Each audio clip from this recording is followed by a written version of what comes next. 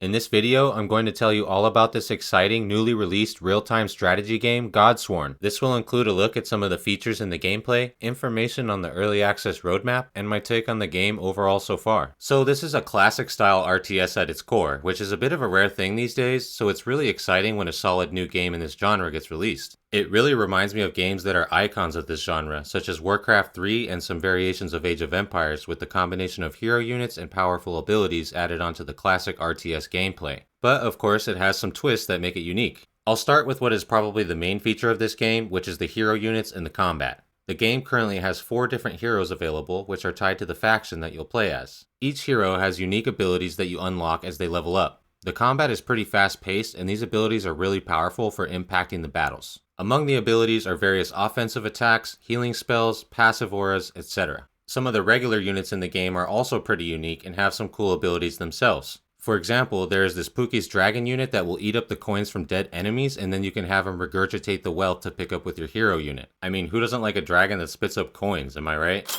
There are of course your typical infantry style of units that you also produce and control as well, but ultimately the hero units are what make the combat really fun and engaging. Next up, the overall theme of the game is really cool, inspired by lore-rich Baltic mythology. And it carries through to the campaign, featuring a strong storyline which makes it really fun to play through. It introduces you to the hero characters and gives some opportunities to learn about some aspects of the game along the way. There are currently only 5 campaign missions in the game, but it's a great bit of content to enjoy already. If you play solo, you'll play along with an AI ally for the campaign, but another great feature is that there's co-op capability for the campaign, which makes it really cool to play with your friends, or you can play against each other in custom games and challenges. Now, since this is an RTS, there is of course the town and resource management portion involved as well. This part of the game is arguably the most basic and underwhelming part, to be honest, but there are some cool unique aspects to the system. Your main shrine is essentially your town center, and your worker units, which are called worshippers, are automatically produced on a timer. The worshippers can gather food, wood, or wealth from gathering buildings, otherwise they will default to producing faith by worshipping at the main shrine.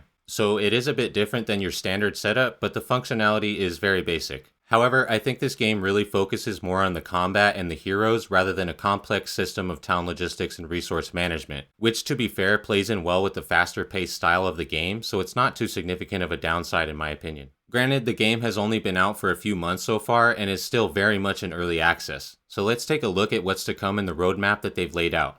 We can look forward to more campaign missions, new hero units, more new maps, and a variety of improvements including new UI and animation elements, more detailed commands, quality of life improvements, and more. This all leads up to a full release of the game by the end of next year. So there's still some features that have yet to be added, however it's already a great concept with some very solid gameplay, and I can really see the potential for this to turn into a very addicting game. Overall, it is very impressive, especially considering the developer studio is just a team of 2 people and they seem quite invested and passionate about the project, so shout out to them.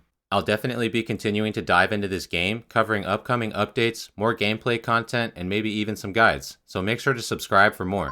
I also posted a link in the description for some early playthrough content from the campaign if you want to check that out. Feel free to connect with me here on my channel or through my Discord and let me know what else I should cover. Thanks for watching. Peace.